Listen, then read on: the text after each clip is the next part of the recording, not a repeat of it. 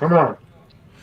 Hey everybody, welcome back to Kinfolk and Nem. I am one of your hosts, X Williams, with our boy Greg, Brett, and Ish. Of course, Napoleon would be here, but he will be back in another couple more weeks, so stay tight. One of our very special guests today, the above average mellow Jamil Thomas. Thank you for being here today with Kinfolk and Nem. Thank you so much for having me on, man. It's a pleasure. No problem. We definitely appreciate you. Now, of course, if you are a first-time watcher and or a first-time listener, depending on if you're listening to the podcast, please like and share this broadcast on Facebook and also YouTube. And also make sure you subscribe to the YouTube page, Kinfolk and Nem. Make sure we get our subscribers up. Appreciate you, everybody. Now, first topic at hand. We have to recap the Brandy versus Monica versus, because if you checked out that battle, probably was a better battle than a lot of people expected it to be. Looking at the numbers wise of things, they actually, the most people they had watching at one time was 1.2 million people watching on Instagram. I mean, that is pretty unbelievable, because just a couple weeks prior, when they had 2 Chainz and Rick Ross, they had about 280,000 at one point was the highest. And for Brandy and Monica to show up with 1.2 million, I mean, that just shows their fan base and shows, how they were coming hard. You guys have anything to say about the verses?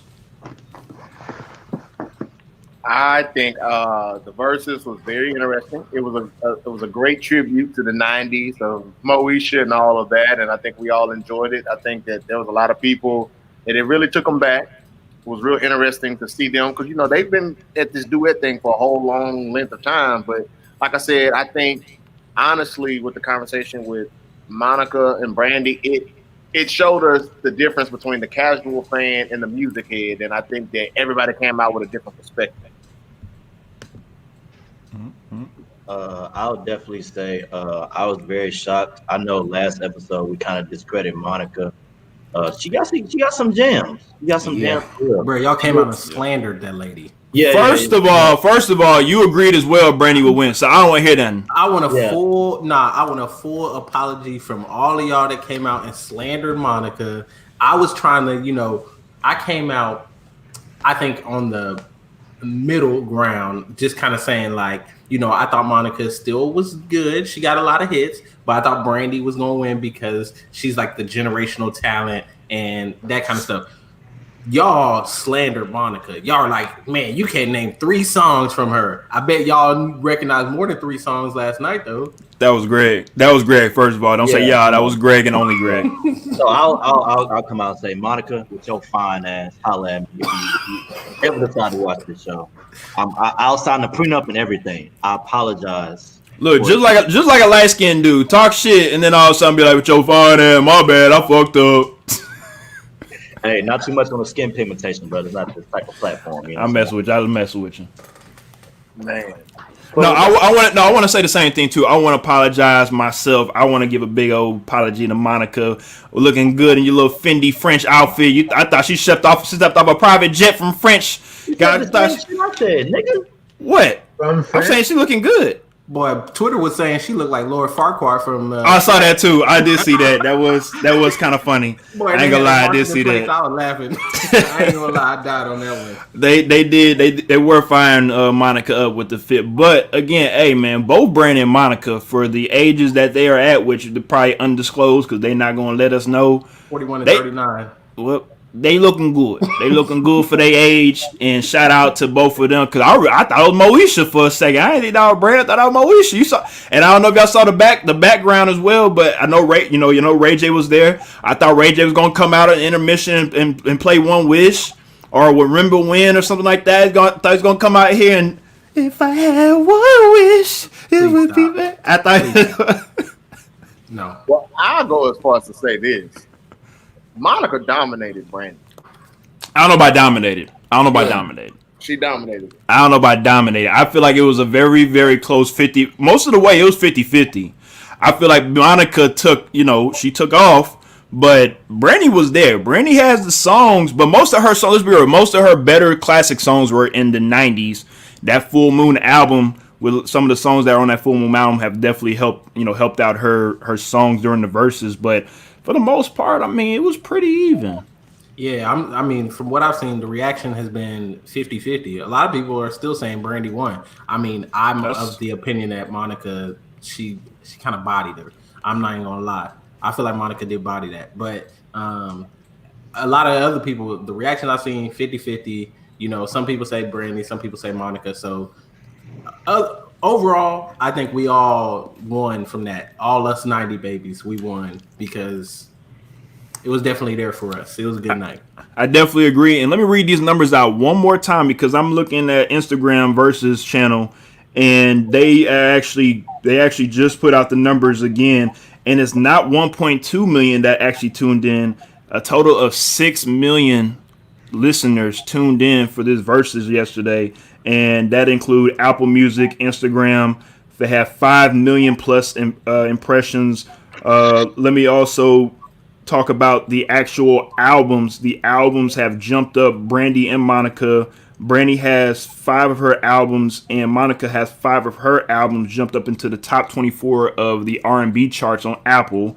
And then also, Brandy and Monica took 30 out of 40 songs over on Apple's music charts for R&B as well. So, as we saw with the Verses, it definitely shouted out for the culture to put on and to also show, I mean, how much power, let's be real, our culture, puts out. Because Brandy and Monica, like we talked about, this has been something that's been going on since we were 7, 8, 9, 10 years old. And we about to be in our 30s and they still going strong. So, shout out to Brandy and Monica. Oh. I just got to say this. What's okay, up? When it comes down to Brandy and Monica, if we're just being honest about it, who would everybody rather see, Brandy or Monica? Monica. I mean, are you talking about like musically or? Yeah, are you talking about Versus? Why are you talking about individual? All together. Like if you only got $50 to go to a concert, are you going to a Brandy concert or a Monica concert? Listen, in all aspects, I would rather see Monica. Thank you. I'm gonna have to go with Monica, bro. That's 2. I mean, we're talking about just the total package, and especially after last night, I'm definitely going to a Monica concert. Definitely going to a Monica concert. So I want to raise this question because I hear this a lot, and I just want to make sure that we're not being biased. Are we saying that we would rather hear Monica or more people support Monica? Is it because she's musically better, or is it because she's the better looking woman? I think it depends on what you're looking for in your music. Yeah. Because I think they're kind of different in the standpoint that I feel like Brandy to me is more like the child star, kind of like you were brought up in it, so you really are like drilled to the T on how you're gonna do it. So a lot of her songs to me feel like they're overproduced in a manner, like they really want to focus on her voice or make her vocal range come out. And to me, Monica just makes more easy on the ear kind of music. Like I can't just jam any Brandy song. I'm just gonna be honest. I just can't jam any Brandy song. To me, Monica, you can put anything on, and it's like it's nice. You not into it. Some Brandy songs, you there, and you like, it's all right. What is the iconic Brandy song? It's kind of like if you go to a wedding, are you more likely to hear Brandy or Monica? It depends on your wedding, honestly. I mean, yeah. It depends on what you like from Brandy. One of her most popular songs is "Have You Ever," or of course, "I Want to Be Down." Again, it depends on what you're looking for. For Monica, "So Gone," "Angel of Mine," For You I Will, "Trenches." Yeah, exactly. For You I Will. To me. So again, it all depends on what you look for. Because like you asked, would you rather go to a Brandy concert or a Monica concert? Again, I think it depends on who you are, because Monica sings more about relationship type of songs, the breakups, the makeups, the whatever she's going through relationship wise. Brandy, it seems like she's singing more, of course, from her poetry, from her journal, more earthy type of songs. Because also her and Monica grew up in the church. It seems like you said as well, the harmonizing type of song, she's going to sing them a certain way. She's not going to sing the I'm gonna bust down your door, slap the smack out your face and whatnot, like Monica would. So again, I just think it depends on what you're looking for. I mean, it ultimately why you look like that. does depend upon what you're looking for. But when it comes down to Brandy and Monica, because we always bring up this conversation that Brandy is the vocal Bible, but I ask people this question all the time: what song has Brandy ever blown you away vocally? I don't care about what she can do in the studio, just freestyle. What song does Brandy have that blows you away vocally? Where it's just like that moment you said, she can sing. She had that moment. Like sing with the S-A? S-A-N-G, where she, like, you just had to pop that Brandy CD in there or mixtape, whatever. And it's kind of like, when I think of, if I hear Monica, it's like if you go to a party, if you hear Monica's song, everybody start vibing. It's like, okay, that's that new Monica. Then you hear that new Monica. Mm-hmm. When you hear Brandy is just like a song in the selection. She's just, First of all, we was in high school, and that was Missy Elliott that helped him out with that new Monica. I know what you're talking about, but yeah, but I'm just saying, you're right though. A song in the shuffle. It's a song. It's a filler song. It ain't like you go to the party. It ain't the song you seeking out. You're not really going to seeking out. But it's not. But she's not an artist that if you went to a concert or a party, if they didn't play any Brandy, you wouldn't feel bad about it. You wouldn't be like, man, they ain't played no Brandy tonight. You wouldn't even think of Brandy, but you would think of Monica. Again, Keisha Cole, but I wouldn't even. Is it a 90s party? It's funny you bring up Keisha Cole, because that is the next verses that might be in the works. Apparently, Keisha Cole and Ashanti might be in the works for the next verses. We don't know how that's going to play out, but Ashanti apparently have responded back to Keisha Cole and said, "Hey, I'm down." But let's be real, that if it is Ashanti and Keisha Cole, that versus ain't going to be what Brandy and Monica is. It's going to be okay, but it's not going to be like Brandy and Monica. But to finish up this verses again, like we reiterated before. Is there any other verses of people that is actually still, of course, living that you guys would like to see moving forward? Mary J. Blige versus somebody, if they can find somebody. I can't. I mean, I would love to see Keisha Cole and Ashanti. Obviously, that's in the works. I would like to see Tyrese versus somebody. I don't know. Ooh, that's a good one. Tyrese versus somebody. I think that'd be funny. I ain't gonna lie. I'm a Tyrese song hater. That'd be a funny one. That's one I want to see. I want to see who they put him up against, because that'd be funny. I'll give you one. And somebody already brought this up. Not on this group, but somebody brought this up. Charlie Wilson versus Ron Isley. The Isley brothers versus I brought that up a couple episodes ago. Yes, that was on social media, and I definitely would tune in for that. They have plenty of hits for that as well. I also brought up a couple weeks ago Gucci and Jeezy. They need to go ahead and get that and taken care of and whatnot, and strap that. Apparently, Greg says no to that, but I feel like that needs to. But let me add on to this though, with the whole Ashanti and Keisha Cole. Do we really want to take 2 hours out of our day to watch the J? That's what I'm saying. That's what I'm saying. The freshman team. It's like they're undercard. They're the opening. They're the opening act to somebody else. And I know for sure we're gonna have to hear Ja Rule, and I don't want to do that. Oh, let me be the sucker of the bunch. I'm gonna go ahead and throw it out because we mentioned it last time. Kanye and Drake. I still want to see that one. That's never gonna happen though. Never. I still want to see it. I want to see. Yeah, we have a comment right quick from Mariah Graham. She said Tyrese. She said Tyrese and Tank. That's pretty. The one that makes the most sense. And Brian McKnight. Yeah, ooh, Brian McKnight. Yeah. I don't think people just really fuck with Tyrese. Tyrese is like your crazy ass cousin. It's kind of like you got to deal with him in doses. Like Tyrese might get on there and start crying and start talking about some off the wall shit, and it's like it goes beyond the music. But like, if you give me Tank and Brian McKnight, you can watch that with your woman, and you know that's gonna go well. A lot of sisters don't like Tyrese. Tyrese be on some other shit, and I'm like, I don't know. Yeah, I mean, he's low key true. his He is true on that. his songs though, like They I I feel like people would be okay listening to the songs. Now the in between, like him talking part, probably not. Like back to what you're saying, like the the interaction between the fans and him, that's what people won't care too much about Tyrese. But if you start like playing some of his music, I mean, I still think people will listen to it.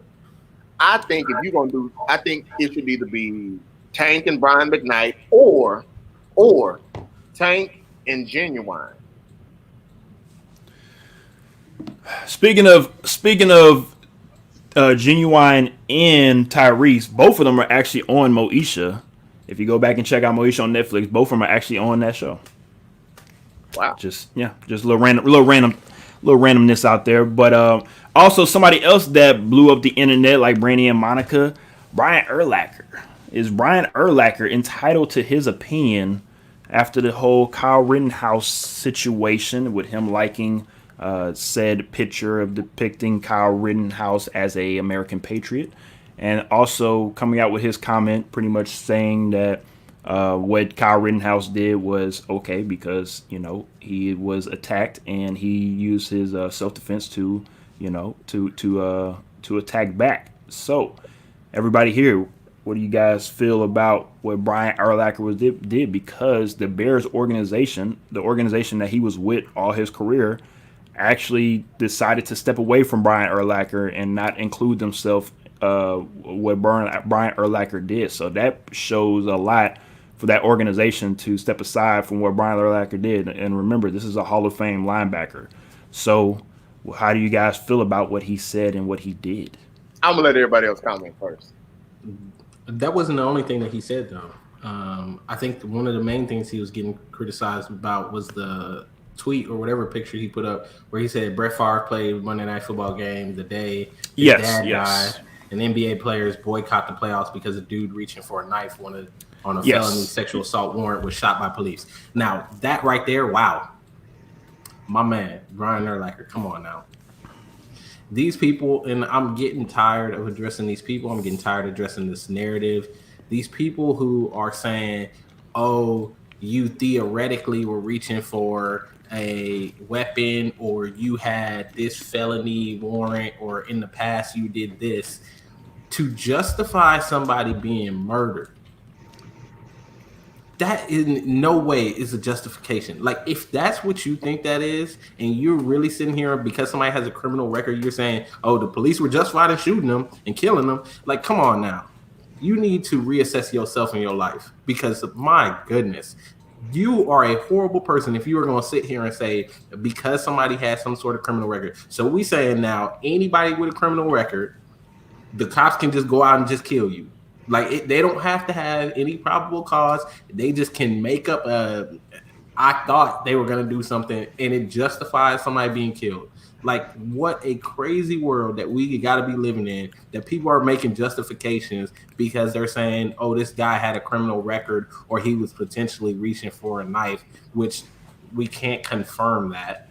So, I mean, I'm just tired of this nonsense, man. It's getting old.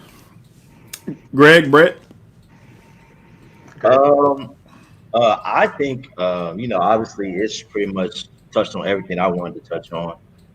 If you're still justifying the fact that this man got murdered, you probably have a mental illness. Nothing wrong with people that have mental illness, but you have one, and you might want to get checked for that. And you might want to start thinking logically, because you're going to get burned if you're coming out here saying stupid shit like this. I applaud the Bears organization. I honestly didn't know that. I'm glad y'all brought that up. The Bears stepped away from him because, again, like X said, he's a Hall of Fame linebacker. He's a part of their brand. Every time, you start discussing all the, best defensive players, best players that play for the Bears, his name come up. So for them to step away from that, that's a big, big statement within itself. Definitely, going forward, when people say mental illness, stupid ass shit like this, step away from them. Don't attach yourself to that bullshit, because it's making you seem like you're attached to the mindset that he has. And again, thinking logically, his mindset is stupid as fuck. So Brian Urlacher, you're a douchebag, and don't say nothing else, bro. Well, here's my thing. And like Ish said, there's people out here that try to justify what Kyle did as being okay because he was either self defending himself or protecting businesses that he doesn't own. But what people love to step over is that he is a 17-year-old with a weapon he's not supposed to have. That is the thing that is still baffling me, that this kid is allowed to have this weapon at an underage. And what people love to talk about as well is that, oh, don't ban guns because people are still gonna find a way to get them, right? People still gonna find a way to get them, which is 100% correct. But this is another great example of people being hypocrites when it comes to love throwing out Chicago, love throwing out all the murders that happen in Chicago, love throwing out all the things that happen in Chicago, and people don't even live there. How you live in Houston, Texas, and you worry about what's going on in Chicago, but you have something that went on from Illinois to Wisconsin, and it was shown on tape, and everything was shown that what he did and what he had. But all of a sudden, of course, his past doesn't matter because there's been videos of Kyle punching a little girl or whatnot when he got in trouble a couple years ago. But of course, none of that stuff mattered. So it's just very uneasy to see things unfold in front of you as a black male, as us as black males, and we see it a certain way, but then you see our white friends or even Hispanic friends see it and they say, well, he was defending himself. He went ahead and defended himself, even though he was an hour and a half away from his home. He was just in a mob, and he just had to defend himself because he was there, even though he shouldn't have been. But he was defending himself. So it's just very unfortunate to hear these things. But let me add on to that because I've been dealing with this whole situation almost a week now. And the issue with it is this is a prime example of white privilege and white people, especially white males, always getting the benefit of the doubt. As you perfectly laid out, he was 17 years old. He was from Illinois. He drove across state lines. Mama drove him. With his mom. He had an unregistered weapon in another state. And here's the other part that does not get enough commentary. The state National Guard was there. The state police were there. The local police were there. Okay. And some undercover federal officers. So they had more than enough manpower that if anything got out of control, they were right there. The whole thing going on with it is like no one was they weren't even in a business district when it was going on. They were like literally, if you look on the video, like almost in a residential neighborhood. What happened, according to reports that I have read, he was with a white supremacist group called the Boogaloo Boys. Somebody in the Boogaloo Boys got nervous, discharged their weapon into the air. In response, Kyle thought that someone was shooting at them. So he ended up shooting somebody. And then when the crowd saw that he shot an individual, that's when they then pursued him. That's where the video that we saw came into play. Kyle is not a patriot. Kyle is a terrorist. He's a white domestic terrorist. And even just to go to the Jacob Blake situation, you notice they brought up everything that they could find about Jacob Blake that they could do, but they never did that to Kyle. They showed a picture of Kyle cleaning up graffiti on the wall. Graffiti off of the wall, but they didn't show his mugshot. They didn't show anything like that. And then to go into the whole Brian Urlacher situation. Brian is one of those dudes that you be in the foxhole with. You play games. You had some battles with Brian. And to think it's like, bro, I never really known that you felt this way. Like, to sit here and think about that, like the league is like 85% black. And for you to hold that type of stance to say, well, because he's kind of getting to that point where it's kind of like, saying what I'm saying is like, okay, well, y'all should just get over it and go focus on football. And I'm like, Brian, in today's kind, because Mike Ditka did the same damn thing. Yep.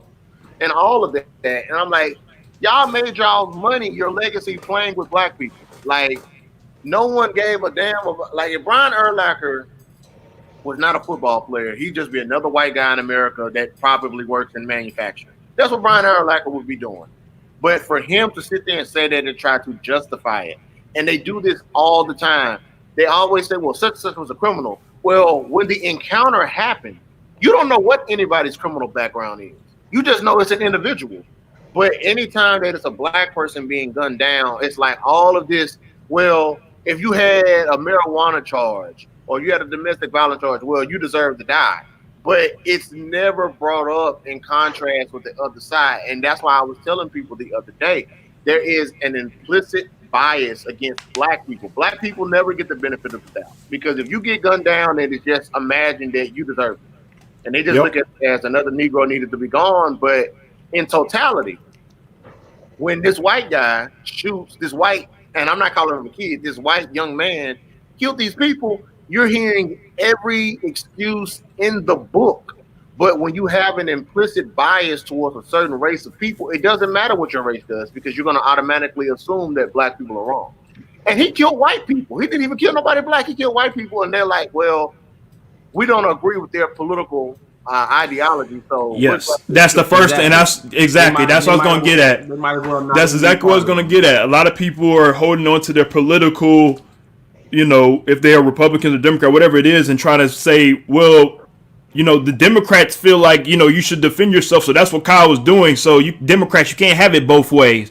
You know, we're in a political year, unfortunately. I'm sorry, election year, unfortunately, to where everything, it seems like, goes back to politics, coronavirus, you know, NBA basketball, just wherever, NFL, of course, NFL, everything that we have going on, it seems like everything has to go back to politics, and it really doesn't, especially COVID.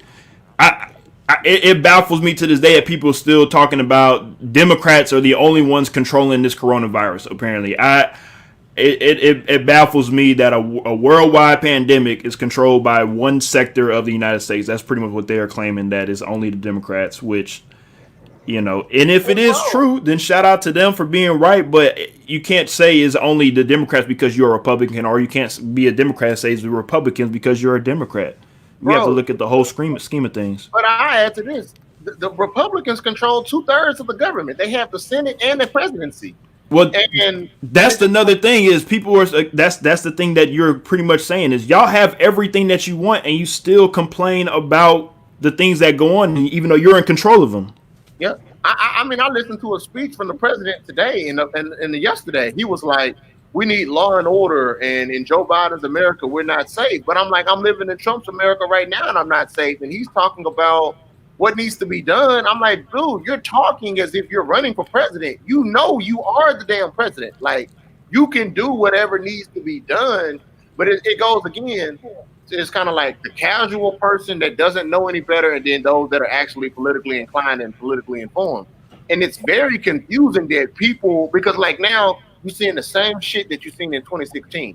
Well, now the argument is devolving into the lesser of two evils because they feel like that is a structured argument that you can use to confuse black people, of saying that, well, I lie, he lies, so hell, you might as well vote for me. And I'm like, dude, that makes no sense, because how is it you can denounce protesters, but you can't denounce white supremacy or white supremacists that do things under the name of you? Because he doesn't have to. He doesn't have to acknowledge it.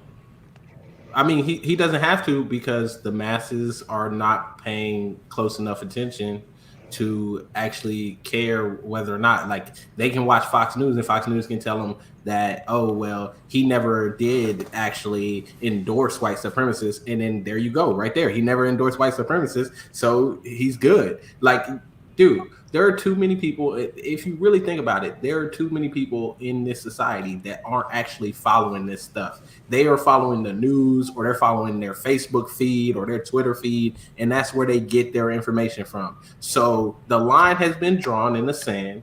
Everybody knows their talking points. Everybody knows what things they need to focus on to get the voters on their side. Everybody gonna lie. And they're going, I mean, basically just say what they think the people that they are trying to reach want to hear so that they can get voted for. I mean, both sides are, and I agree. I think that it is the lesser of two evils because I think either way, we were screwed. I Yeah. disagree. And I think why you say that? And I think also, just to throw in before Jamel goes in and rebuttals that, I mean, at the end of the day, that's what politics is a bunch of people telling you what you want to hear. That's basically what a lie is. I'm going to tell you what you want to hear. I'm not going to tell you what it actually is. You know what I'm saying? That's what politics is. So, again, I actually agree with this. I think it's the lesser of two evils. Jamel, I already know where you're about to go with this. I don't care for Joe Biden at all. It is what it is. Okay, so when we say it's the lesser of two evils, isn't everything in life the lesser of two evils? Depends. Not necessarily. Not necessarily. You can have to legitimately make that argument, because how is it that every time we come down to every 4 years, we end up having this conversation? And because this started in 2016 talking about the lesser of two evils, and I ask you this question, is who are you more likely to get comprehensive legislation under, Joe Biden or Donald Trump? Neither one. You'll get more done under Joe Biden. No, you won't. He's been in office. He has been in office for how long? How much has he done? How much has he done for you? Tell me what the legislation he has passed for you. He has not. The Credit Protection Bureau, that was in 2008. Obamacare, that was massively. That wasn't him. That was not him. Was him and President Obama together. Okay. So sure, he was part of that. So that's his tag along. Is he gets that tag along of he was with Obama, so he gonna get the credit. Go ahead. Okay, so we talking about the whole record in totality. Yeah, his whole record in totality. Okay. Joe Biden has done a lot. Now, nobody is saying that Joe Biden is perfect, but the thing about it is, what interests me is, how is one man supposed to transform Congress? Joe Biden has always been Joe Biden. I'm not saying he's supposed to transform Congress. I'm just saying to be consistent, right? So he claimed he's for the people, but yet he's got, he passing the crime bill. He has things in his history that is not necessarily for the people, right? And now he's saying he's for the people. Yeah, you can talk when you running for president, say you for the people, but I need to see you be for the people. Like, I don't need to see you with Obama and then say like, oh, I was with Obama, so now I'm for the people. Like, dude, we are putting too much stock behind him. And this is what I'm saying. I'm saying it's the lesser of two evils because this is what's going to happen. Sure, we're going to vote for Biden. People are going to vote for Biden because they don't want Trump in there, right? That's why you're voting for Biden. A lot of people, that's why they're going to vote for him, right? And then you're not going to hold him accountable. He's going to get in there. He's not going to pass legislation for you. And then you're not going to hold him accountable. And then it's going to be 4 years later and everybody going to be looking around like, oh, what has he done for you lately? Nothing. Okay. So we're gonna be in the same boat. That's why it's the lesser of two evils. Because my idea is we're not doing enough for our community, and we don't have politicians in place that are doing the things for the community. And the problem is we're not putting those people out there that are actually for the community. Like, those are not the people that are getting the money. Those are not the people that are going to be put in power, because that is not what this system wants to happen. Like, at the end of the day, let's be honest, dude. They're not going to put anybody in there that's going to go on an agenda that's going to really help those people. Yeah. They're not going to put nobody there. Let me ask you this question. Where do you live? I live in Houston. Okay, who's your congressman or congressperson? I don't know. I just moved here. That's part of the problem. Who's your state senator? Who? Ted Cruz? And who else? Ted Cruz and I don't know, some other dude. But hey, listen to me. Where did you come from? Listen to me. Let me tell you exactly what you're saying, because I get the point that you're proving, and I already know that. Let me tell you what I'm saying. I understand you need to know your city councilmen, right? Those are the people that are going to do things in your area. You need to know those people. My problem is I don't like politics.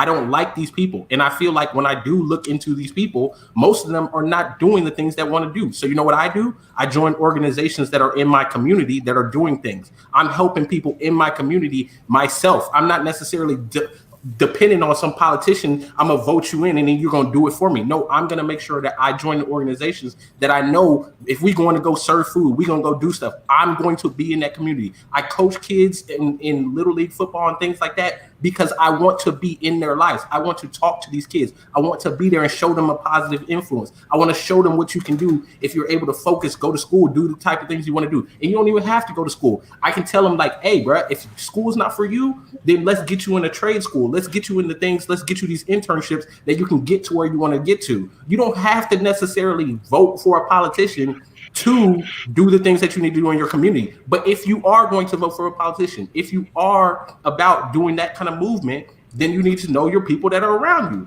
That's all I'm saying. Like, there are a lot of people who want to be in politics, who like politics and stuff like that. That's not for me. I don't like it. I don't like either party. I don't feel like either party's for me. And honestly, I don't trust any of them. But you said that you don't like politics, but you're rendering a political opinion. It's a political conversation.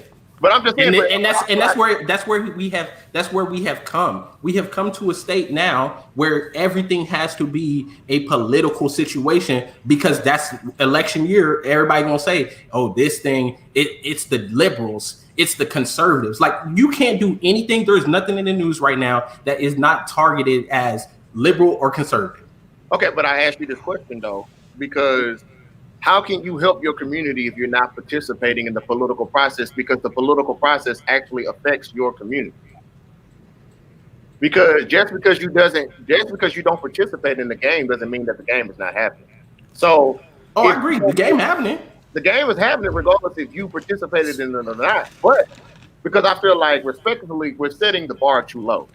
It's because, yeah, we all can go volunteer our time and go feed the hungry and go do this, and that. But what we need to be doing is lobbying, putting your money together, getting your committee together, whatever organizations that you participate in, and run the candidate that you want to run in order to make the change that you want to see.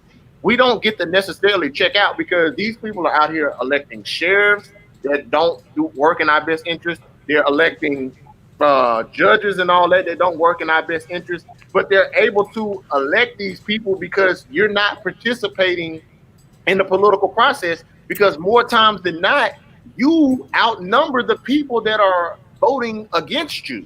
You just have to organize and mobilize your people. And the second point to that is, you say that, well, they're not doing anything every 4 years. Well, okay, the first process is getting the person that you need into office.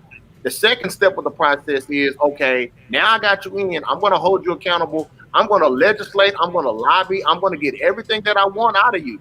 You can't say that you want something if you don't even have an agenda to begin with. So if you don't even have an agenda, you can't even have a conversation. Because the thing about it is, and I go into this, Black people understand popularity, okay? White people understand power.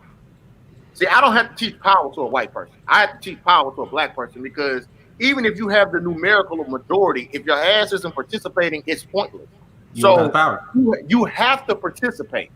Everything that you do, it's just like right now, Black people do not necessarily participate in the U.S. Census. Have you participated in the census? Yep. Okay, so you're doing the census. Has everybody in here done their census? I work for the census. Okay, so you work for the census. Do you understand the power of the census-ish? Yeah, I understand the power of the census. Okay, so you also understand the power of gerrymandering in the situation that we're facing right now, right? Okay, but the power of gerrymandering goes back into the issue of politics and why you must participate in the political process, and you have to participate in things like the Census Bureau, because the census happens every 10 years.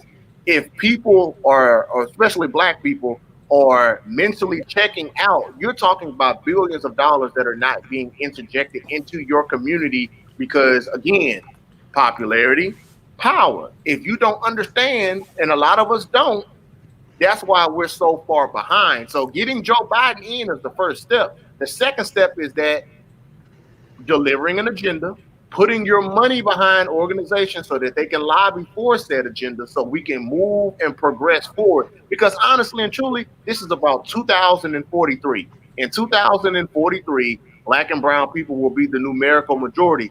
But you have to understand the game that's going on. Trump and company are appointing all of these young, white, radical judges on lifetime appointments. So even when Black and brown people get the numerical majority, we will have no political power, because Trump has appointed damn near almost 200 judges. 200 judges.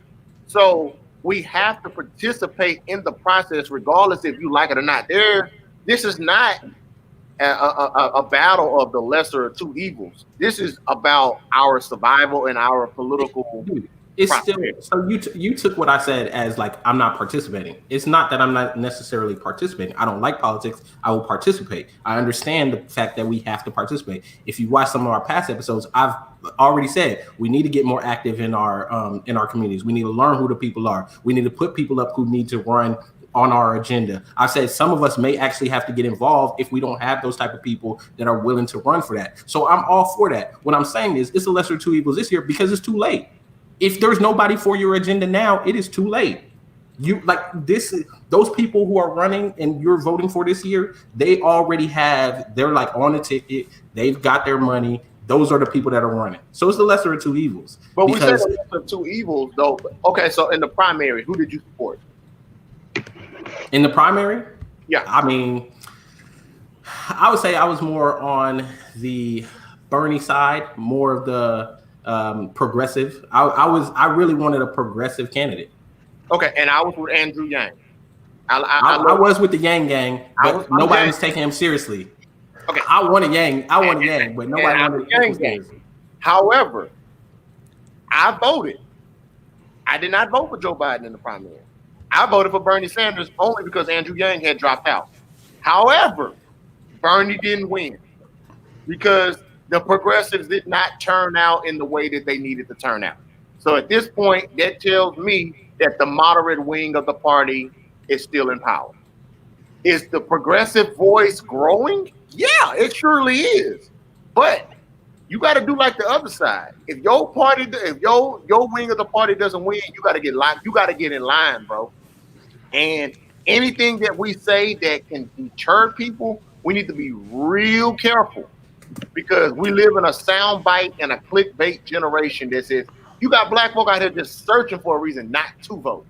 So we can say that we don't like Joe Biden. Joe Biden is not our president. He's not my first choice. However, for the sake and the livelihood of black people in the country, I'm voting for Joe Biden because Trump ain't got nothing for me. I know what I'm getting with Trump. You know, that whole, what do you have to lose? I can't get, I don't even understand as a black person how you can vote for Trump after the things that he has said. I don't even have any issue with the conservative agenda. I got an issue with this guy. All right. Well, it seems like that topic definitely took a turn, and I'm okay with that because I feel like everybody that was listening, we definitely learned some things, and we definitely that's the reason why we have this podcast, so we can have our different voices speak upon these things because not every black person is the same. I know a lot of people think that black people probably think all the same, and that is not true at all. So to see everybody, have these different opinions, I love it. I love the conversation. We are a little bit deep into this episode for today. So we're gonna go on to the next topic. Marcus Houston marrying a missing woman. Now I don't know if everybody know about this whole situation with Marcus Houston, but Marcus Houston, of course, is if since we're on the '90s baby situation with Brandy and Monica, he was of course Roger on Sister Sister, and he was also a part of the group Immature, and also B2K, of course. Marcus Houston recently tied the knot with his 19-year-old girlfriend, but that's not the only controversy surrounding this union. In 2016. Mayana Dickey, then 15 years old, was reported missing after running away from home, only to resurface to being proposed to by Houston 11 days after her 18th birthday. So he proposed to her 11 days after her 18th birthday. They just got married about a month ago.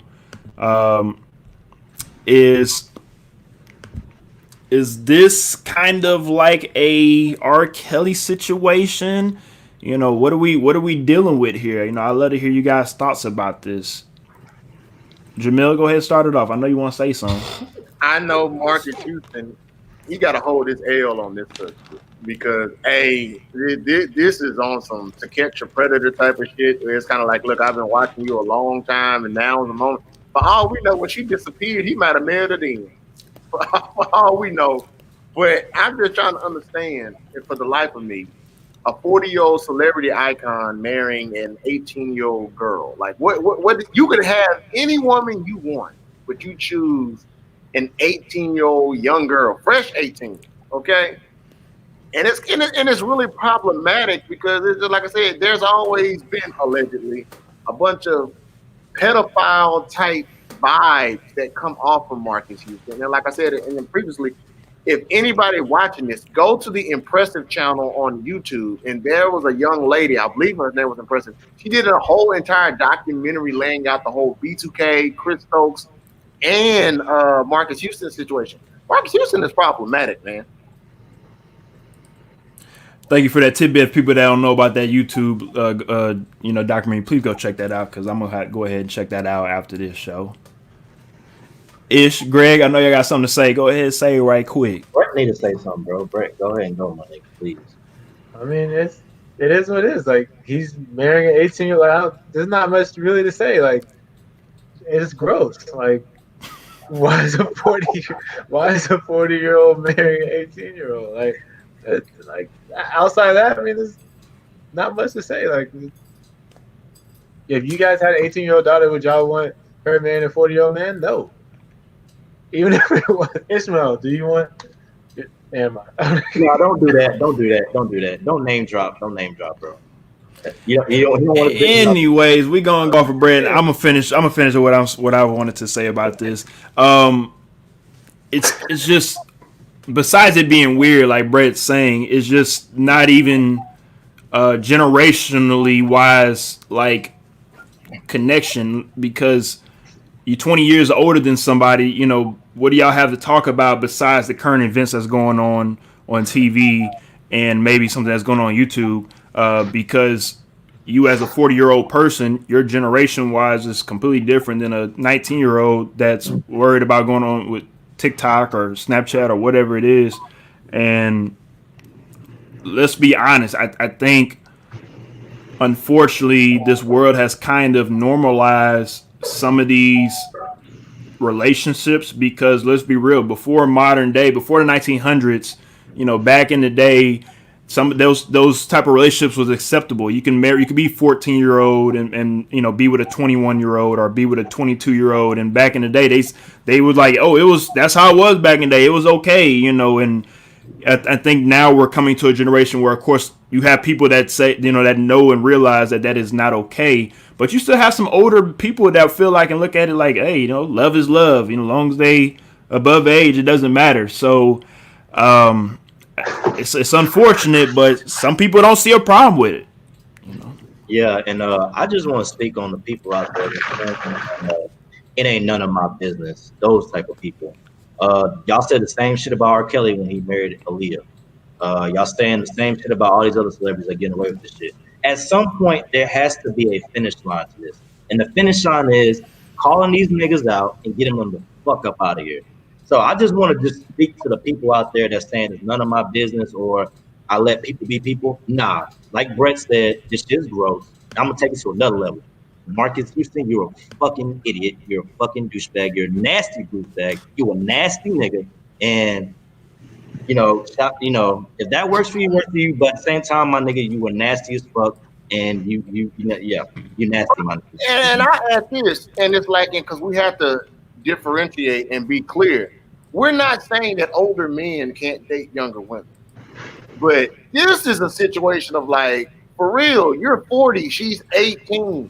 I could see if he was 40 and she was 25, I could get with that, but like what Greg was saying, you have too many people that just want to straddle the fence and try to play both sides of saying, well, that's his business or whatnot. But it's situations like this. This is how the whole R. Kelly situation started. Is because everybody was like, make good music, so I'm gonna leave it alone, or I'm gonna look the other way. And I have to say this because it's very important that I say this. Especially for us as men, okay? Everybody knows somebody that has been raped, but nobody knows a rapist. I've heard that comment before. It doesn't meet that. I've heard that comment before. Yeah. Nobody, yeah. Mariah Graham, she has a comment that she pushed. It said, "That's not love. Men who prey on significantly younger women are usually struggling with something internally. They usually have control issues as well." Autumn Jackson said pretty much the same thing that I said on the pre-show. She said he was grooming her prior to 18, and I definitely agree with that because, again, that's something that I stated. If you know, a young woman at that age, 14, 15, 16 years old, let's remember, guys, we got out of high school about 10 years ago, and girls at that age, at 14, 15, 16 years old, they still fucking loopy. Like, they still just doing whatever the fuck they want to do, and in their own little world, I should say. So when an older man shows them some type of attention, they love that shit. And again, we were in high school. I ain't about to throw out no names and like that, but we've seen younger girls, be a lot, get that attention from the older guys, and they would rather be with an older guy than be with a guy that is their age because they see them as more mature or more attractive, or whatever it is. Y'all can laugh all you want to. It's dead ass serious. I'm dead ass serious. Like, it happens. So I'm laughing at you like halfway dry snitching on people. I ain't dry snitching on shit. All I said is, hey, we got 5,000 people that went to our high school. Y'all can go ahead and do the research if y'all want to. Y'all act like we went to high school with 15 people or something. I have to add this, okay? If we're going back to high school, when the younger girl dated the older guy, that situation always ends bad. Where it does, because he's normally a loser, a pedophile, or somebody that can't even handle women his own age. So he go down there and says the same bullshit line of, "You just mature for your age. These older hoes just don't get it." You just match his level of immaturity.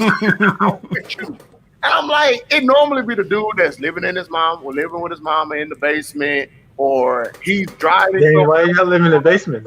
I have never, and I bullshit you not, I have never met a successful guy a successful guy post high school that said, you know what, I'm gonna go to the football or the basketball game to go find me a good junior or senior in high school. Like, when you're the best of the best, why do you want to go get somebody in high school? That shit don't even make sense to me at all. And they be 30, 25. And I'll say this. If you are a grown ass man on Facebook, if you send in a friend request to a girl that has an ID on her default photo, your ass needs to go to jail. Oh, Lord. If she's sending you a friend request and she's wearing a school ID, just delete it. Don't even let it pin. Just delete it. You're like, no, man, I'm good. All that, well, I'm going to be her friend and I can grow up with her. What do you want to be her friend for? You can damn near be her uncle, or you went to school with her sister. Like, Kim, if you got to go to lengths to hide what you're doing, you shouldn't. Yes. Autumn Jackson also said, only losers and creeps go that low in age. Is definitely about control and ego boosting. Women are more malleable at a young age. True. Definitely agree with that. For me, it's also really scary because, for me, I teach junior high, right? And so my kids that I teach are that 13, 14, and some 15. So just to think of some of my kids going missing and then coming up marrying, that's just Bro, she's not missing, she been found. I know. That's why I went just like this and I said missing, right? But just to think that there are people who are preying on my kids, and as a teacher, that's just something that, one, breaks your heart, but two, I had a kid who told me that she helped catch a predator. I was like, dang, but there's a lot of things that you just don't think about and don't expect, and this is one of those things that. Nope, you lead it up to the people that we give our tax dollars to. Those are the Harris County Sheriff Department. That's who we leave it up to. It's not up to me. Has anybody asked this young lady, where were you for 3 years that she was missing? How do you just I don't know. Who does that? Bro, we know she wasn't missing. She was with Marcus. Yeah. We don't know that. We don't know that. But hold on. Allegedly. That just makes it Oh more. yeah, my bad. Allegedly. But you remember, allegedly, or I think this actually happened. You remember when Tiger was dating Kylie before she was 18, and he actually admitted the shit. And I'm like, well, damn, you just don't give a fuck. Well, I think at that time too, I could have sworn Chris, okayed it, right? Chris Jenner, I could have sworn she said it was okay. So, no, you right. I got you, but we know how the Kardashian clan is. Like, that's a different type of setting and whatnot. On how they conduct business. If you Was he already? if you're a rapper, how do you already? come to your studio? One more time, Jamel. If you are a fellow rapper, how can you even collaborate with this man knowing that he's probably looking at your niece or your granddaughter? You'd be surprised. They don't think about it like that. There's situations with the rapper The Game that came out like a year or so ago where he was dating somebody that was like 18 years old, but it was reported that they've been dating or whatever. They just came officially, when she became 18. So it's a bunch of motherfuckers out here that's doing that shit. Yeah, it's a lot. It's a lot. That's why I said you'd be surprised because just like I said, there are a lot of people who are just in that realm of nasty. So. Alrighty then. So speaking of nasty, damn, the Houston Rockets look like they choked that damn lead and had to end up in a nasty ass game 7. Ha ha! Shout out to us Laker fans. We still waiting on the winner of OKC and Houston Rockets. I could have sworn the Rockets were gonna finish this out, but I guess not. So we'll see y'all tomorrow for a game 7 in Orlando in the bubble. OKC led by CP3, Mr. Rocket Killer, going up against his old team, the Houston Rockets, aka the Coach Killer, James Harden. And looks like we're going to see what could happen with these two franchises. I'll be honest with you. If the Rockets lose this, besides D'Antoni getting fired, because that's the first thing that's going to happen, it might be James Harden's time to be done with in Houston. I don't know. What you guys think? I'm listening. Where would he go? Anywhere but Houston? Golden State. Relax. Russell Westbrook honestly played the worst game of his life. Like, I don't think Russell. I've seen worse in OKC, but worst game for the Rockets. Worst game for the Rockets. Worst game for the Rockets. It was kind of like I was waiting to give the ball to James at the end, and it's like Russ didn't have it all night. I didn't understand why Russ wasn't pulled, and they put in either Austin Rivers or somebody else. Russ did not have it at all. Chris Covington was getting abused by CP3. Schroeder was off, and we couldn't even, like, when we went up by 6, I honestly thought that we were going to pull it out, but it was just a matter of, like, I don't even understand how OKC even is in the game, because Houston can literally dictate the tempo. It's like Houston's trying to lose almost. I do think they will win tomorrow, and I'm going to go to bed happy, hopefully, and we'll go on and beat them tomorrow, and then we'll go and kick the Lakers' ass in round 2. Okay. All right. Anybody else here have any guarantees for tomorrow, Game 7? Anybody want to guarantee anything? Charles Barkley, like I'm not a Rockets fan. I know you're not, but I'm just saying. Anybody want to just say win or lose for who? What's going to happen tomorrow? I want the Rockets to win. Will they win? I have no fucking idea. Well, that's why they play the game, Greg. I get that part, you sarcastic douchebag. I get that part. I want the Thunder to win. So, no offense, Greg, but. Oh, I definitely want the Thunder to win. I ain't gonna lie, because that would be.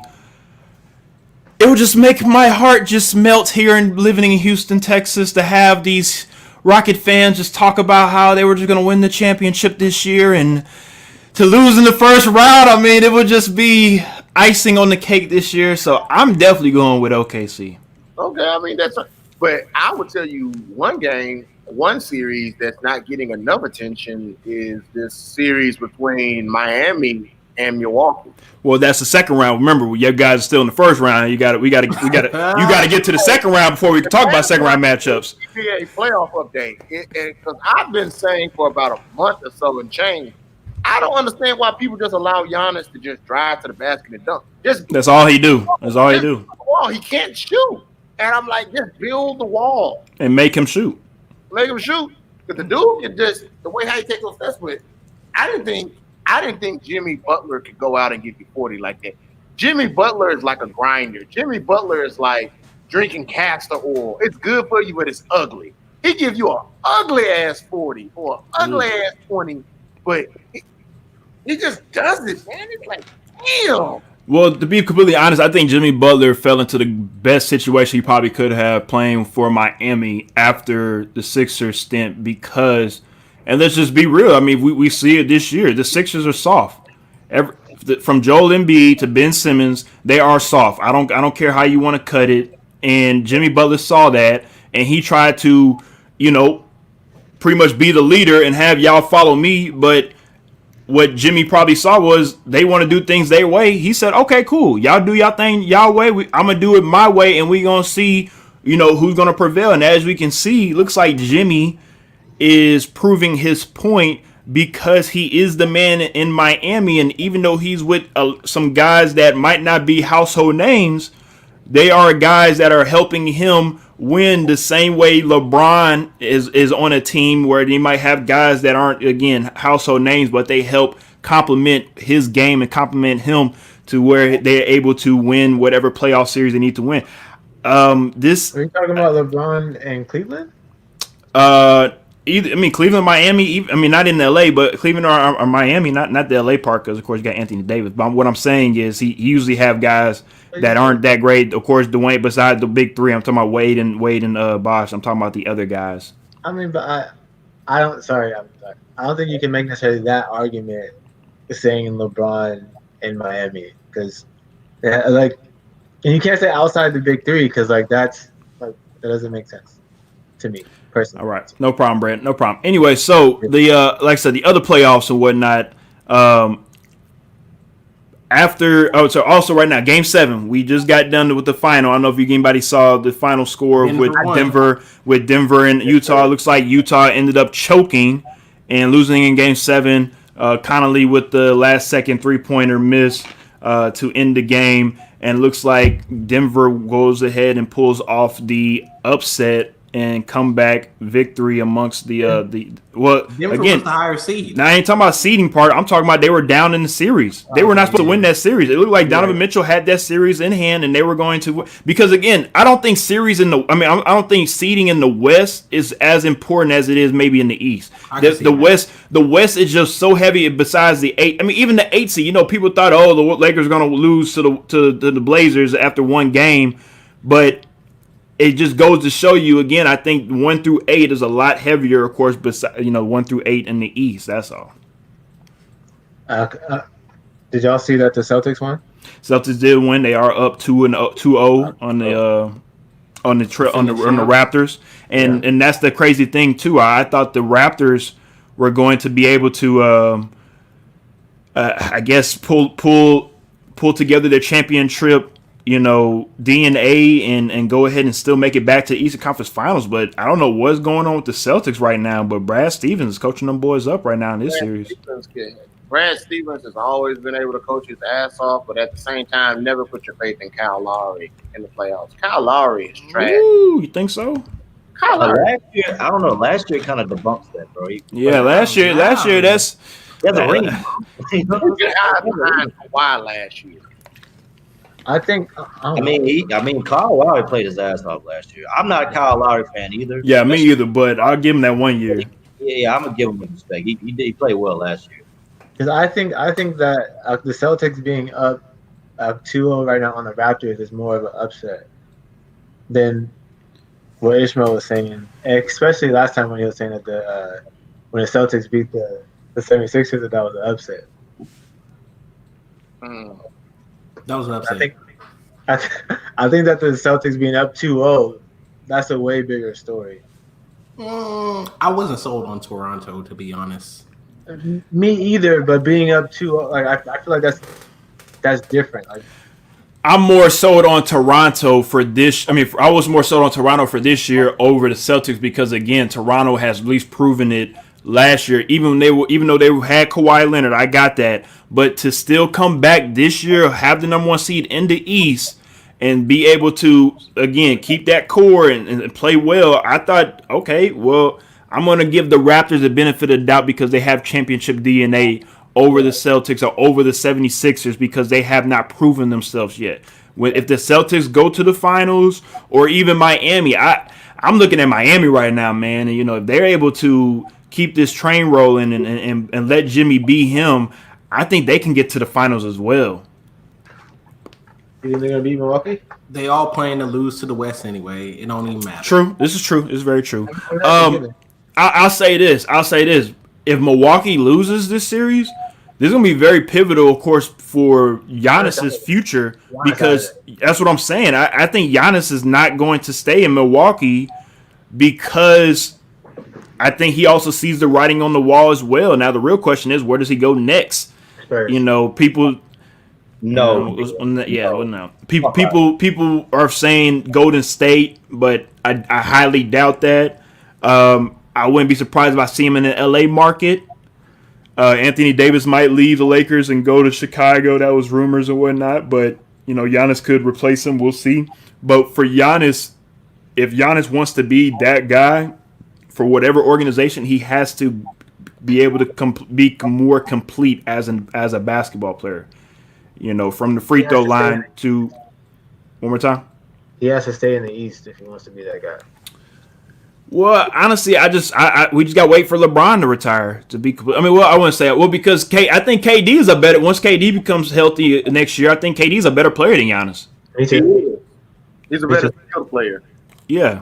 So I don't think him being in the East is really his ticket to be the best player. I think he himself individually has to become a better basketball player. I just think that, honestly, we're beating up on Giannis a little bit, but Chris Covington is under the gun, too. Because people are getting tired of his shit. Not Chris Covington, Chris Middleton. Yeah. Okay, yeah.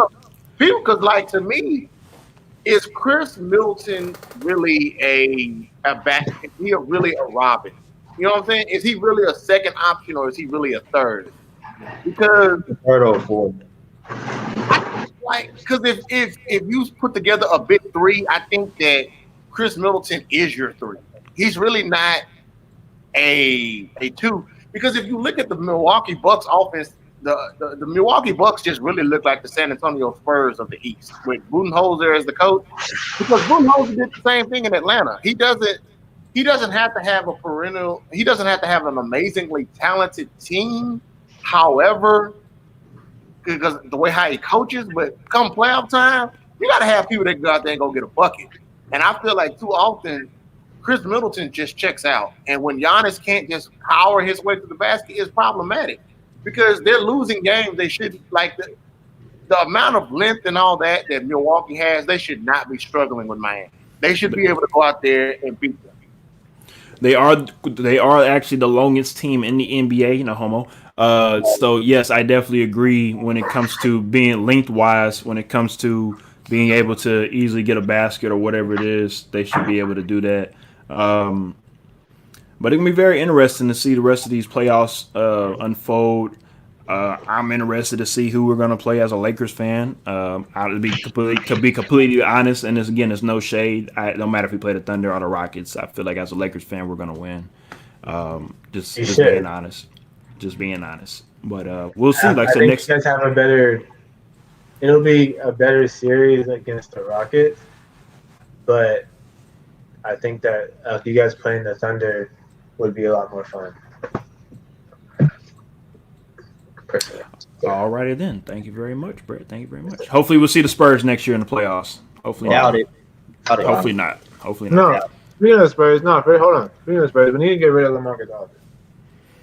LaMarcus Aldridge is not y'all's problem. First of all, LaMarcus Aldridge ain't the problem. Y'all just suck.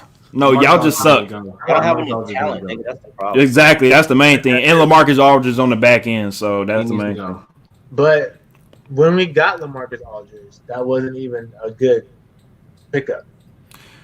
I agree. I never liked it from the beginning, but y'all decided to do that. That's y'all organization. I don't know what to do.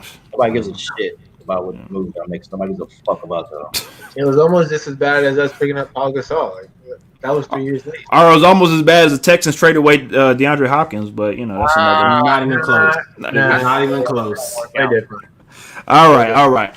Another friend of the NBA and an unfortunate passing of Chadwick Boseman, unfortunately, on last Sunday, I want to say. I'm sorry, this Sunday when we did our last show, he unfortunately passed away due to colon cancer.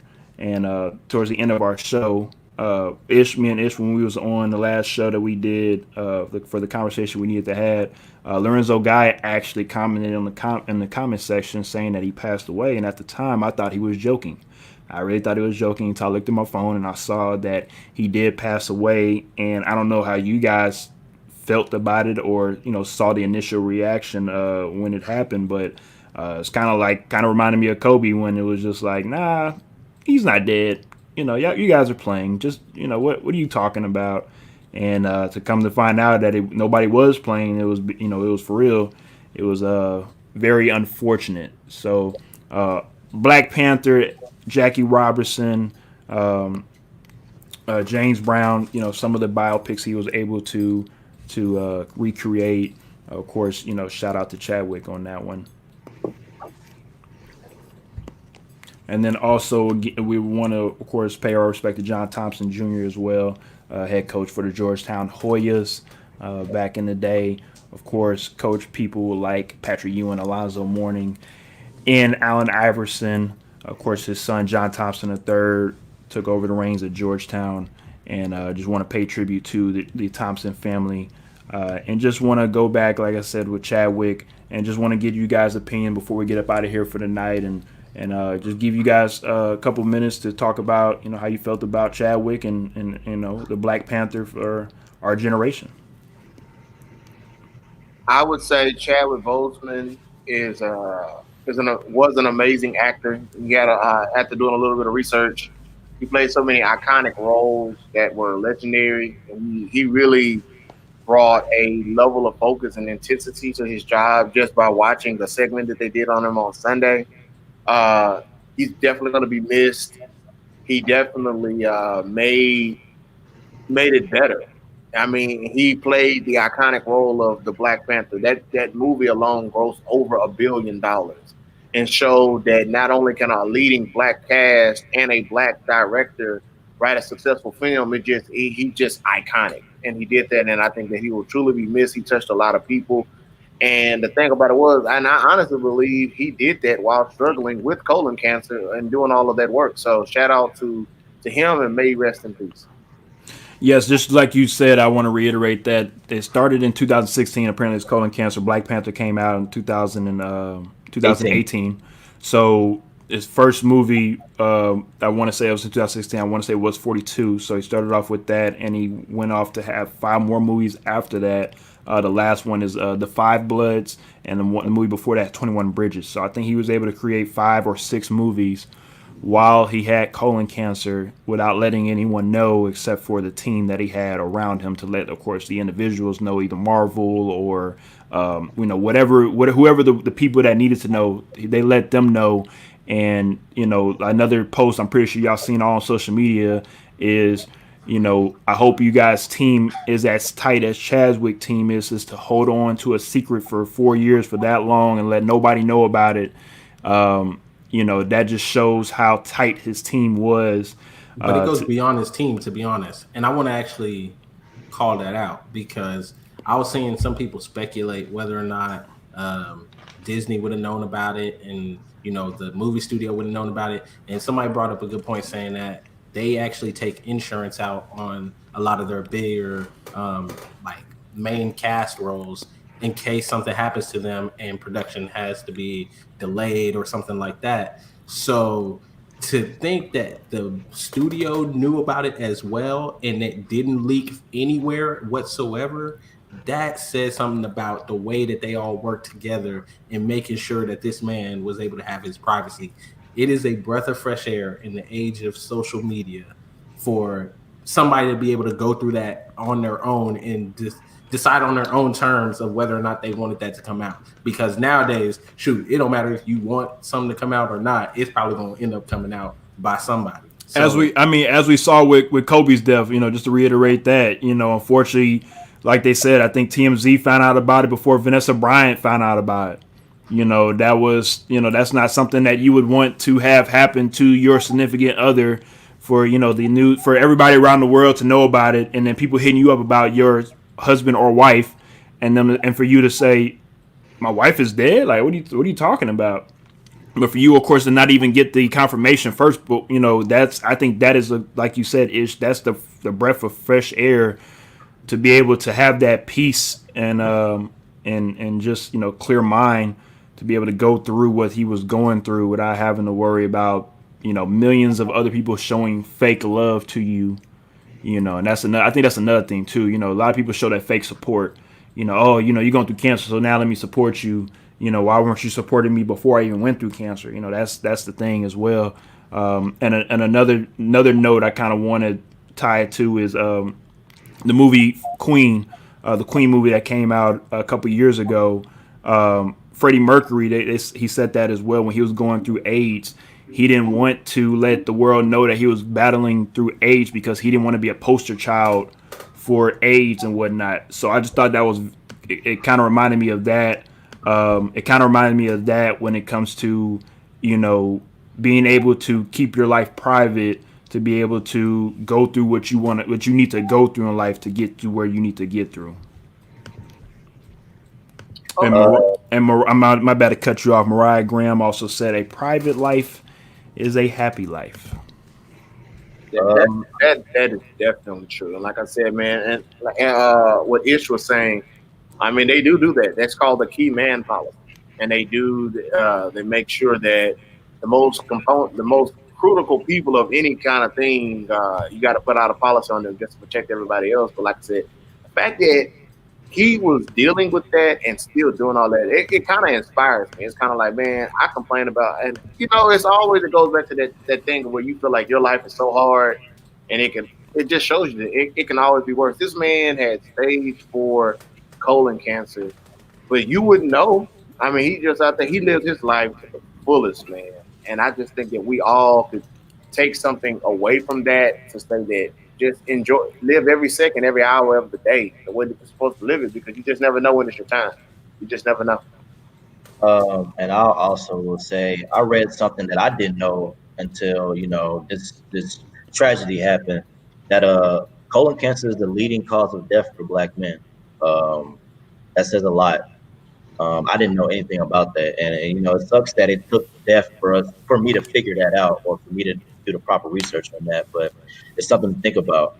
And then also, I will say there was actually some photos that came out. I forgot the time frame on it, but I want to say it was late 2019, early 2020, where people were making fun of him, saying that he was a crackhead because his face was skinny and he didn't look right and stuff like that. That was the video he made. It was the video he made. He was wearing that 42 hat, and yes, like you said, he was on the video, and people were saying, because of social media, and again, we all know how social media works. He made the video, and then the trolls came out. The trolls came out and made it seem like why aren't you not eating? Are you on crack? Or this, that, and the third? Because of the speculation. When celebrities are not in spotlight 24/7, it's the speculation. Like, where were you at? What are you doing? Did you go to rehab? What's going on? This, that, and the third. So it's unfortunate, Greg. I'll say this: we talk a lot about how we need to stop bullying. We're in a bullying society. Bullying ain't never gonna go away. I'm sorry. Racism ain't never gonna go away. It's certain things that just never gonna go away because it's about jealousy. Let's just be real. It's about jealousy at the end of the day on certain things. That's the reason why certain phrases will never go away, because people that don't have are going to want the things that people that do have them. So they're going to try to find a way to get them, either by stealing, either by talking bad about somebody, either by, just doing what they need to do to get it. And, I just think that's the society. Just society doesn't change. It just, with social media and cameras, it puts a spotlight on what we're doing. So it shows more like, man, look at this bullying that's going on. Look at the pedophiles we have going on in the world. Look at the violence we have going on in the world. Look at what we got going on. I think it put more of a spotlight what we have going on, because it's been going on forever. Bullying's been going on since the day of time. That's true. Yeah. That's all. Yeah. Unfortunately, RIP to Chadwick Boseman, and his legacy and the things that he did will continue to live on. John Thompson Jr. too. Yes, sir. Yes, sir. Yeah. Yes, sir. Inspired plenty of black coaches in the NBA, and we wouldn't have some of the great black coaches that we have today if it wasn't for John Thompson Jr. So, it's unfortunate. It seems like every show we've had to do these RIPs to some of these, great black men and whatnot. And if anything, that should make us want to, keep on going harder, keep on going stronger, and want to, have the best that we want to have in life, and just keep on doing what we want to keep on doing what we need to do to get us where we need to be. So, Isn't the age 35 they're supposed to get checked, or is it 40? I was told 40, but now there's 40. 50. But I'm gonna say 40. I'm going 40. 40. It's very preventable if they can. It's very curable. Early, yeah. Very, very curable if you catch it early. I mean, I know no man wants to get that checked, but that's something that we should do for sure. I know you don't have to get a finger up your butt. You can actually give them a shit sample. What was it? I was about to say fetal. What the fuck? What's the scientific term? What's scientific term of shit? Feces. Feces. There we go. I was always about to say. A fetal sample. Well, I was about to say fetal like a motherfucker. Yeah, you ain't shit, X. Come on, dog. You talking about they make you get my bad. now when you get a rectal exam. Yeah. Do make you get in the fetal position. Okay, see, I knew I was in that general era. My bad. Okay. Appreciate you, Jamil. Shut up, Greg. Yeah, so it doesn't matter if they stick a finger up your ass. We need to really remove that stigma, because if it comes down to you, life or death, I don't give a damn if you sticking a finger up my ass. I just want to live, and I think that we as black men have to. It's that stigma.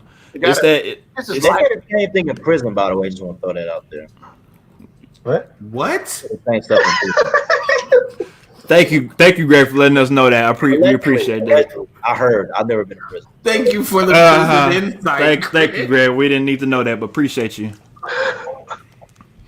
All right. Well, to wrap up this show for tonight, we appreciate that, Greg. Go get your colons checked.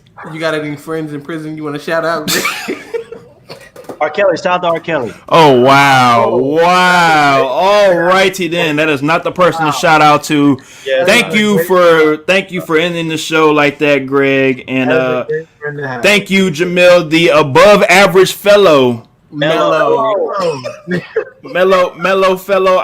My bad. I messed up. I need the cue card again. My bad. I need the cue card. But over there, it hasn't moved. My bad. I messed up. But if you do need some insurance, go ahead and check out the above average mellow, Mr. Jamil. Come out on the ocean, please. Yes, sir. His link will be in the description on YouTube. Go ahead and check him out. And we'll see y'all next week, 9:30, right here. Kinfolk and Nem on the Sports Plug. All right. See y'all next week. Appreciate you.